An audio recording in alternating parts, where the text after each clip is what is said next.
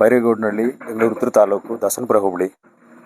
ನಮ್ಮ ಗ್ರಾಮದಲ್ಲಿ ನಾವು 30ನೇ ತಾರೀಕು, ಮಾರ್ಚ್ 30ನೇ ತಾರೀಕು ಶನಿವಾರ, ಸೋಮವಾರದ ದಿವಸ ನಾವು ಶ್ರೀ ರಾಮಾಯಣ ದರ್ಶನಂ ಅಂತಕ್ಕಂಥ ನಾಟಕವನ್ನು ಅಭಿನಯ ಮಾಡ್ತಾ ಇದ್ದೀವಿ.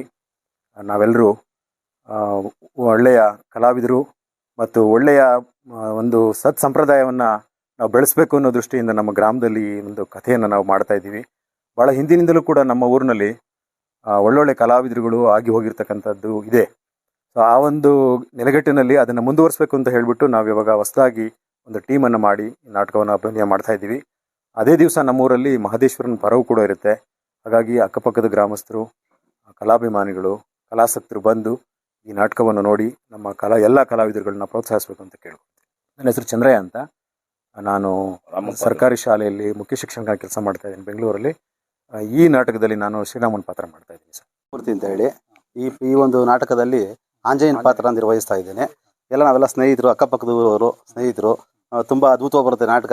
ಯಾಕೆಂದರೆ ಎಲ್ಲರಲ್ಲೂ ಕೂಡ ಏನೋ ಒಂದು ಭಕ್ತಿ ಮನೋಭಾವ ತುಂಬ ಇದೆ ಇಲ್ಲಿ. ಯಾಕೆಂದರೆ ನಾನು ಪ್ರಾಕ್ಟೀಸಿಗೆ ಬಂದಾಗಿಂದ ನೋಡ್ತಾ ಇದ್ದೀನಿ, ತುಂಬ ಭಕ್ತಿ ಮನೋಭಾವ ಇದೆ ಎಲ್ಲರಲ್ಲೂ ಕೂಡ. ಶ್ರದ್ಧೆ ಇದೆ, ಗುರು ಭಕ್ತಿ ಇದ್ರೆ ಏನು ಅಂತ ಇದೆ.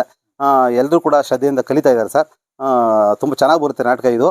ಸಾಲದಕ್ಕೆ ಇನ್ನೊಂದು ಏನಪ್ಪ ಅಂತಂದರೆ, ನಮ್ಮ ರಾಮಾಯಣ ಮತ್ತು ಮಹಾಭಾರತ ಮಹಾಕಾವ್ಯಗಳು, ನಮ್ಮ ಹಿಂದುತ್ವದಲ್ಲಿ ಮಹಾಕಾವ್ಯಗಳಿವು.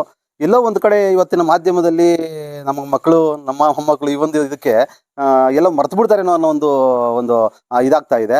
ಹಾಗಾಗಿ ಇದೊಂದು ನಾಟಕಗಳು ಪ್ರತಿ ಹಳ್ಳಿಗಳಲ್ಲಿ ಅಲ್ಲಲ್ಲಿ ನಡೆದು ಎಲ್ಲ ಯುವ ಪ್ರತಿಭೆಗಳು ಎಲ್ಲ ಕೈ ಜೋಡಿಸಿದ್ರೆ ಈ ಒಂದು ನಾಟಕ ನಡೆಯೋದ್ರಿಂದ ಎಲ್ಲೋ ಒಂದು ಕಡೆ ಒಂದು ಮಹಾಕಾವ್ಯಗಳನ್ನ ಪ್ರಚುರಪಡಿಸುವಂತಹ ಕಾರ್ಯ ಮುಂದುವರಿಯುತ್ತೆ ಅಂತ ಹೇಳಿ ನನ್ನ ಭಾವನೆ ಸರ್. ಇದರಿಂದ ಸರ್ ಬೈರೇಗೌಡನಹಳ್ಳಿ ಹೇಳಿ ನಾನು 30 ಮಾರ್ಚ್ 30 ಸೋಮವಾರ ದಿನ ಸಂಜೆ 8:30 ಸರ್.